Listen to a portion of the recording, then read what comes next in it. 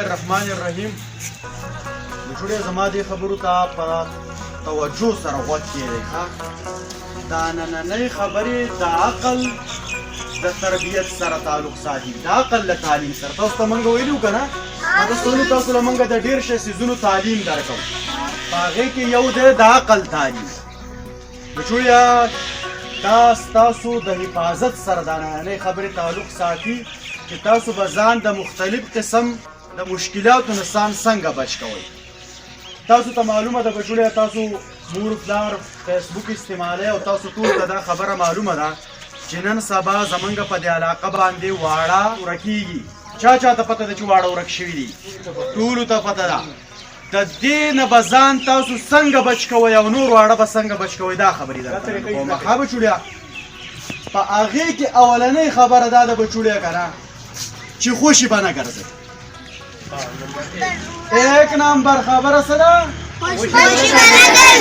خپل لوی ورور سره یا خور سره او په ګروپونو کې به ګرځئ یوازې به نه ګرځئ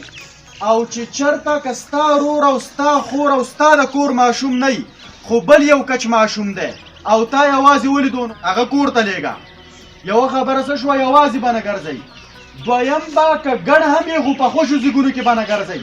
بڼونه باغچې خوړونه د روډ غاړې یوازې که تاسو 4-5 کسان یئ خو بیا به هم خوشو ځیګونو ته نه ځئ اوله خبره څه شوه دویم خوشي ځیګونو ته به نه ځئ درېیمه خبره د دې تربیت سره چې کومه تعلق ساتي بچوړي هغه دا ده که نه چې تاسو به د هیڅ یو ناشنا سړي د لاس نه د خوراک څیز نه خورئ که څوک تاله ملایي آیسکریم وریجې جوس څه شی درکوي او تا ته وایي چې دا وخوره دا به نه خورې دا درېیمه خبره دا به که بچوړی ټول خلک نه دی خراب کیدی شي تا له څوک په مینه یو څیز درکوي دا ترېواله کور ته یوسه کور کې به یې وخورې څلورمه خبره د هیڅ یو ناشنا سړي سره به ګاډي ته نه خېژئ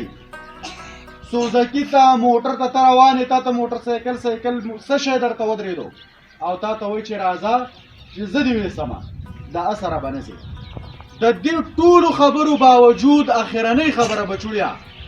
چې پنځمه خبره دا ډېره اهمه ده چې ته په یو ځګي کې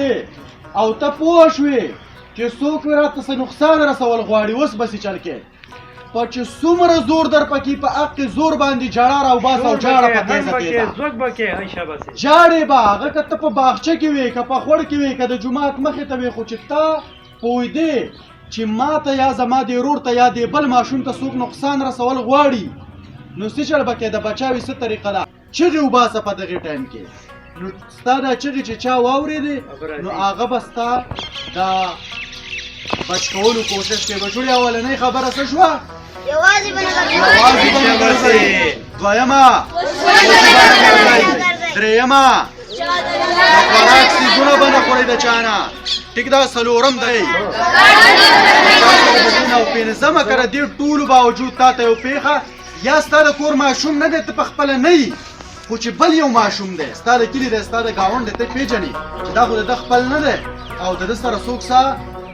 دغه کول غواړي څه اډونچر ورسره کول غواړي څه نقصان ورته رسول غواړي نو بیا بسې چل کوئ چغې به وباسئ او چغه به چا ته وباسئ مور ته مور یادوه وایي تختولم او چغې به وباسئ ستا به څوک مدد کوي په دې خبرو به عمل کوئ بچوړیا په کور کې به دا خبره وایي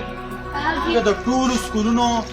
استادانو ته او مدارسو والا ته کوم علما قاریان چې دي هغو ته هم زمونږ خواست دی والدینو ته چې هغه خپل ماشومان په دې خبرو باندې پوهه کړي زمونږ مطلب چېرته هم د دهشت او د یرې خورولو نه دی بلکې زمونږ مطلب دا دی چې د وړو حفاظت وشي او د ډېر نقصان د بچ کېدو نه نن په لږه خبره باندې چې سړی بچ کېږي چې په هغې باندې عمل وکړي